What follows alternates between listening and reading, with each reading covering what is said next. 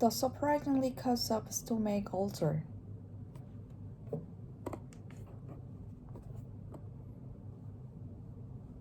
In 1984, an enterprising Australian doctor named Barry Marshall decided to take a risk.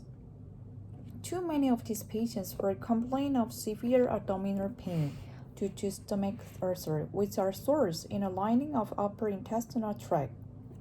At the time, few effective treatments for ulcer existed, and many sufferers require hospitalization or even surgery. Desperate for answers, Dr. Marshall saw a cloud broth of bacteria collected from the stomach of one of his patients. Soon, Dr. Marshall was experiencing the same abdominal pain, bloating, and vomiting. 10 days later, a camera called the endoscope carried inside his inside.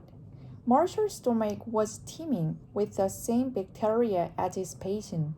He also developed gastritis, or severe inflammation of the stomach, the hallmark precursor of ulcers.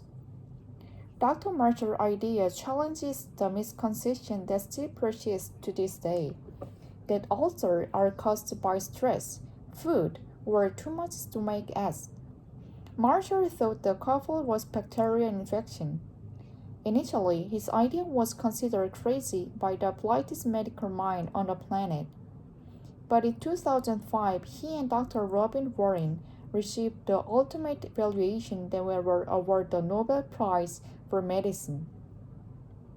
Our stomachs are J-shaped organs with surprisingly intricate ecosystems awash in hormones and chemicals.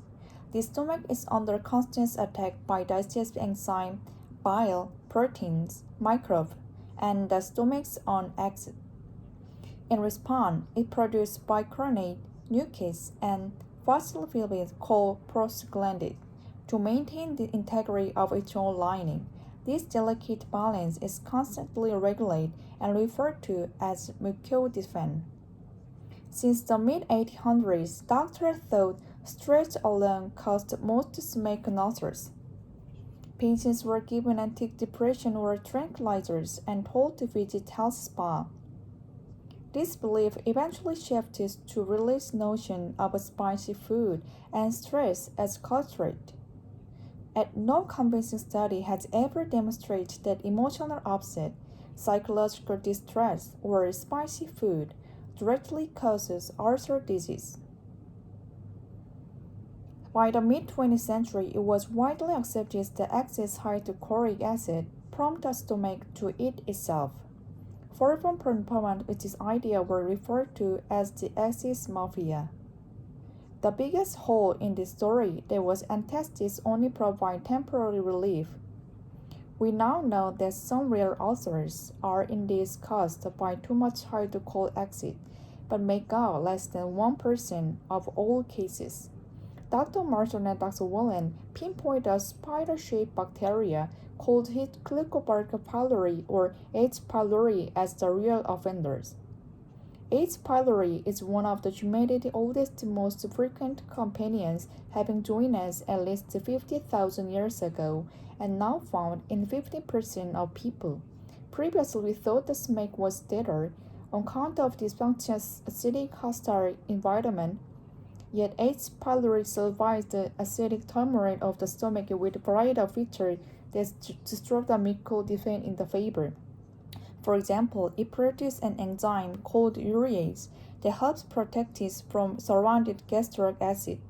H. pylori can make over 1,500 proteins, many of which are dedicated to maximize its virulence.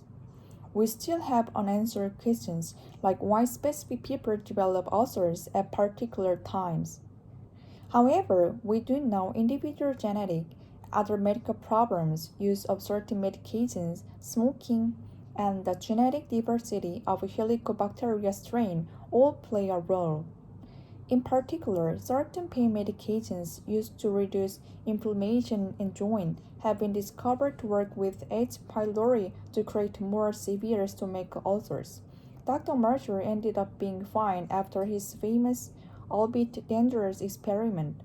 He ingested a course antibiotic similar to the one taken now for ulcers. To be treated by a simple antibiotic is modern triumph for a disease that previously needed surgery.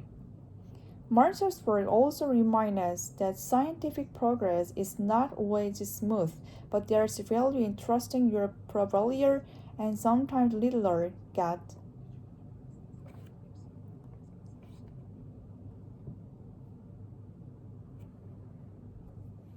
And another TED Talk: what causes headache?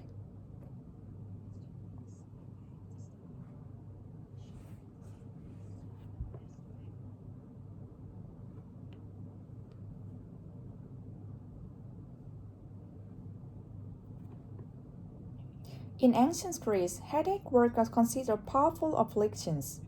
Victims prayed for release for Asclepius, the god of medicine.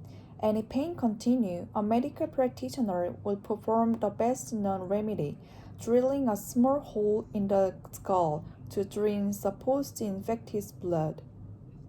This dire technique, called trepanation, often replaced the headache with a more permanent condition. Firstly, doctors today don't resort to power tools to cure headache, but we still have a lot to learn about this ancient ailment. Today, we are classifying headaches in two camps: primary headache and secondary headache. The former are not symptomatic of underlying disease, injury, or condition. They are the condition. But we come back to them in a minute because while primary headaches account for 50% of reported cases, we actually know much more about secondary headaches. These are caused by other health problems, with trigger range from dehydration and caffeine withdrawal to head and neck injury and heart disease. Doctors have classified over 150 diagnosable types with all different potential causes, symptoms, and treatments. But we'll take just one common case, a sinus infection, as an example. The sinus are a system of cavity that spread behind our forehead, noses, and upper cheeks. When our sinuses are infected, our immune response heats up this area, losing the bacteria and inflating the cavity well past their usual size. The engorged sinus put pressure on the cranial artery and veins, as well as muscle in the neck and head. Their pain receptors, called nociceptors, trigger and respond, cueing the brain to release a flood of neuropeptides that inflame the brain blood vessels, swelling and heating up the head. This discomfort paired with hypersensitive head muscles create a sore, throbbing pain of headache. Not all headache pain comes from swelling. Tense muscles and inflamed sensitive nerves cause varying degrees of discomfort in its headache, but all cases are reaction to some cranial irritant.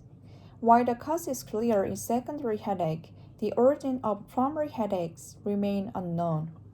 Scientists are still investigating potential triggers for the three types of primary headache: recurring, long-lasting migraine, intensely painful, rapidly close headache, and most common of all, the tension headache. As the name suggests, tension headaches are known for creating the sensation of the tight band squeezed around the head. This has increased the tenderness of the pericranial muscle, with them painfully pulsed with blood and oxygen. Patients report stress, dehydration, and hormone changes as triggers, but these don't fit the symptoms quite right. For example, in dehydration headaches, the frontal lobe actually shrinks away from the skull, creating forehead swelling that doesn't match the location of pain in tension headaches. Scientists have theory for what it actually causes, ranging from spasming blood vessels to overly sensitive nociceptors, but no one knows for sure. Meanwhile, most headache research is focused on more severe primary headaches. Migraines are recurring headaches which create a vice-like sensation on the skull that can last for 4 hours to 3 days. In 24% cases, these attacks are intense enough to overload the brain with electrical energy, which hyperexcites sense nerve endings. This produces hallucination called odor, which can include seeing flashing light and geometric pattern and experience tingling sensations.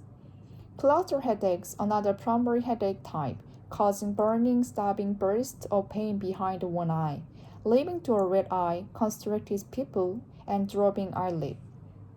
What can be done about these conditions, which dramatically affect many people's quality of life? Tension headaches, most secondary cases, can be treated with over-the-counter medications such as anti-inflammatory drugs that reduce cranial swelling, and many secondary headache triggers like dehydration, eye strain, and stress can be proactively avoided. Migraines and cluster headaches are more complicated, and we haven't yet discovered reliable treatments that work for everyone.